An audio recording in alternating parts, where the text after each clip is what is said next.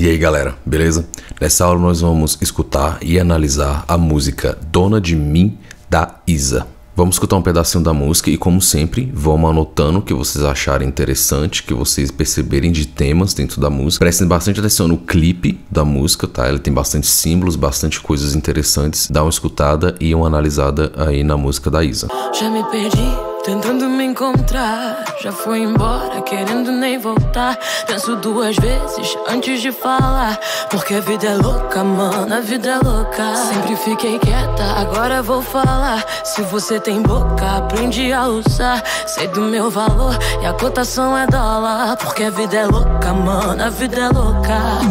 A música traz o ponto de vista do feminino na sociedade, mais especificamente do ponto de vista das mulheres negras, mas a letra se direciona e impacta mulheres no geral. Essa primeira parte nos deixa entender como o processo de autoconhecimento pode ser complicado, pode ser doloroso, mais ainda para uma mulher. Nos comentários do clipe no YouTube, vemos muitos comentários de mulheres que passaram por assédio, passaram por agressão, traumas e que contam a sua história e como essa história se conecta com a música. Sobre se perder, tentar se encontrar, sobre sair de situações que te machucam, também sobre se calar, mas aprender a quebrar o silêncio. As mulheres se veem na música, elas se enxergam na música, enxergam seus traumas expostos ali. Sobre a quebra do silêncio, vamos ouvir a Djamila Ribeiro, uma filósofa feminista negra, escritora e acadêmica brasileira. Então, ter direito à voz é ter direito à humanidade. Então, quando eu não tenho direito à voz, a minha humanidade está sendo negada.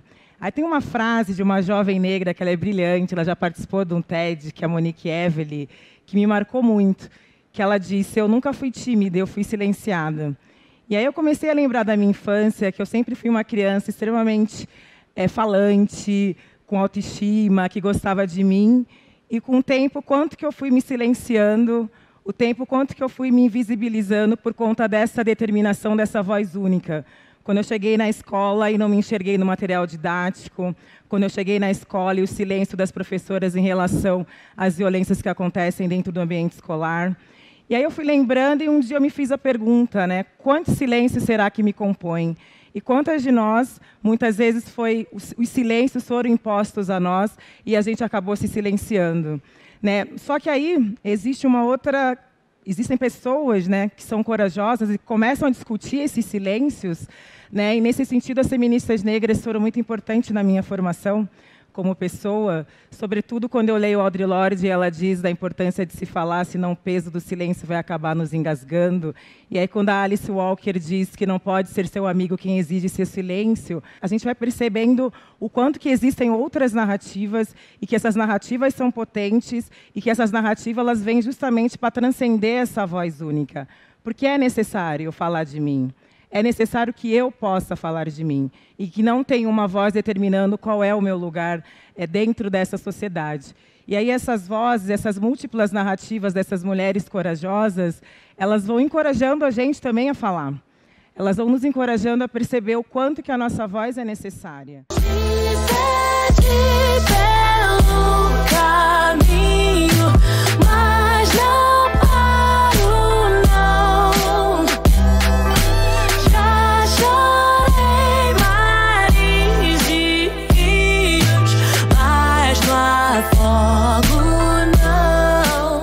Bom, a palavra que resume basicamente esse trecho, essa ponte da música, é a palavra seguinte: resiliência.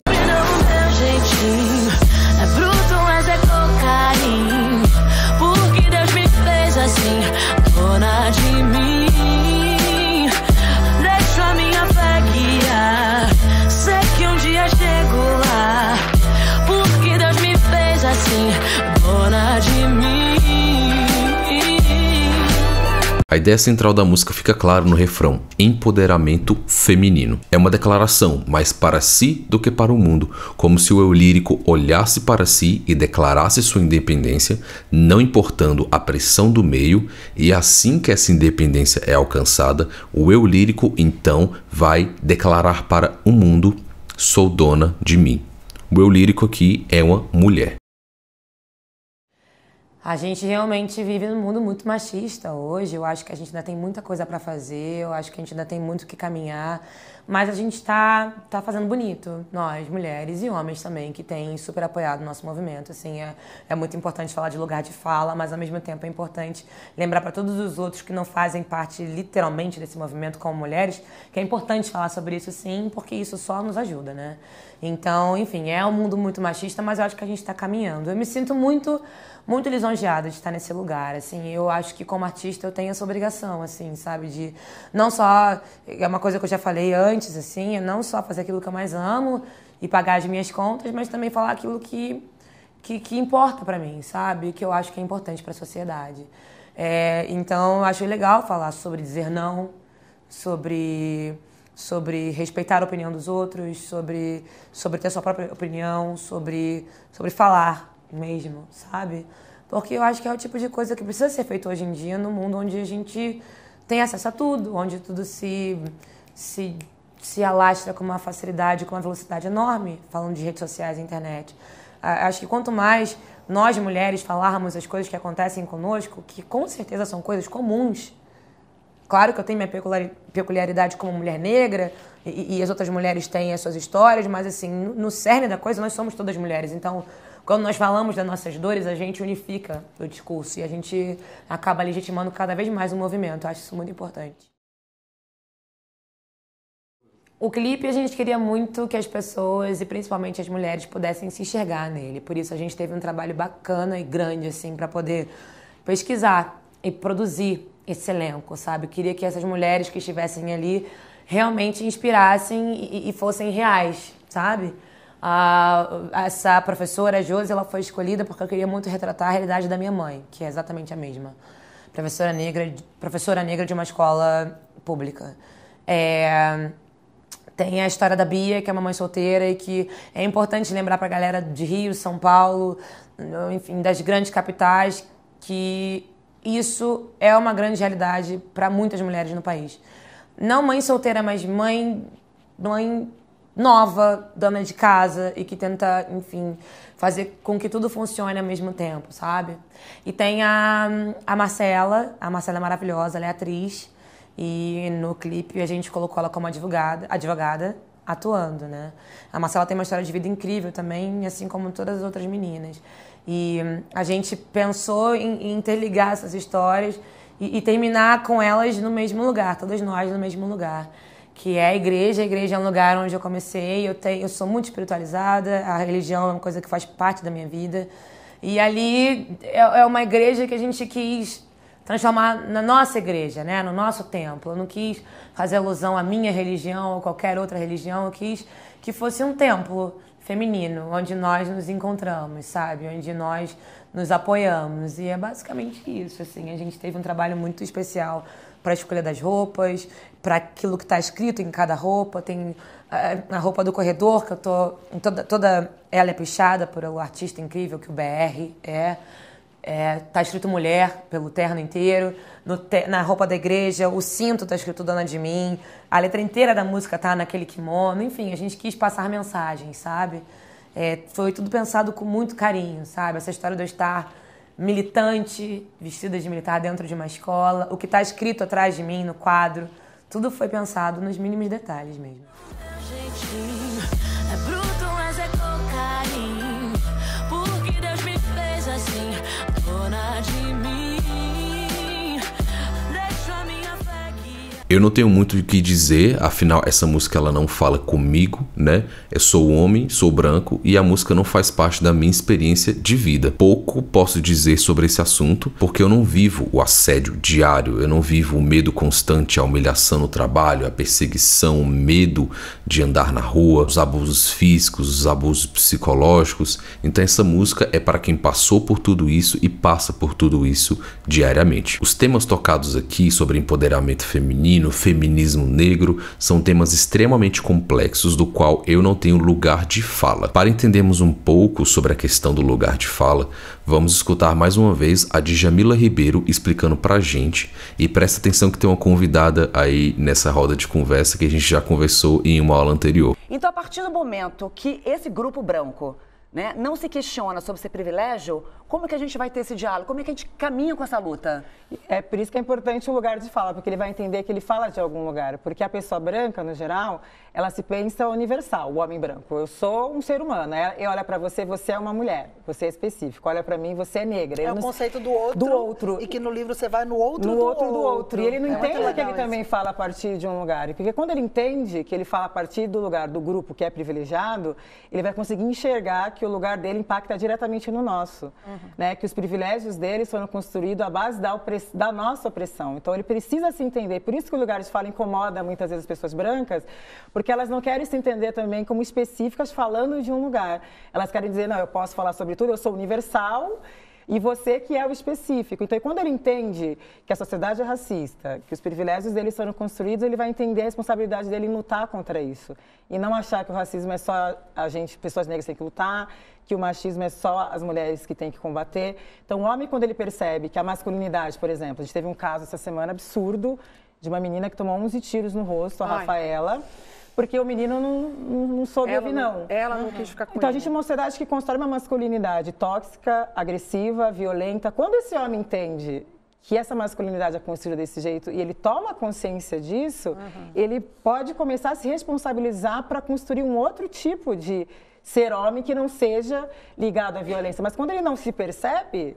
Não tem como a gente caminha, né? Ele precisa se entender. Então, é muito difícil reconhecer privilégio, né? Isso precisa estar sendo realmente exposto, colocado. Incomodado. Porque quando a gente fala de lugar de fala, a gente está falando de lugar social, de localização de poder dentro da estrutura.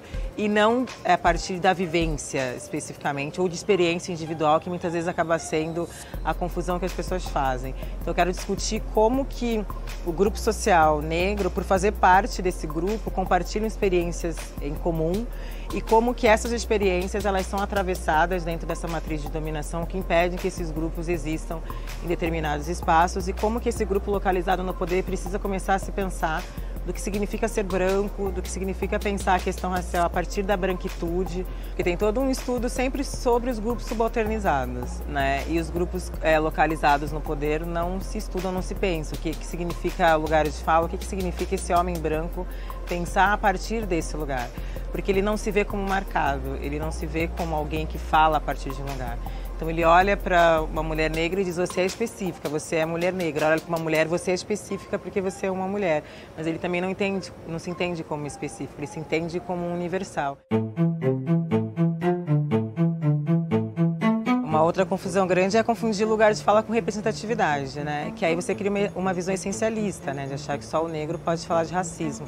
Se estamos em relações raciais, em relações de gênero, é importante que as outras pessoas debatam sobre esse tema.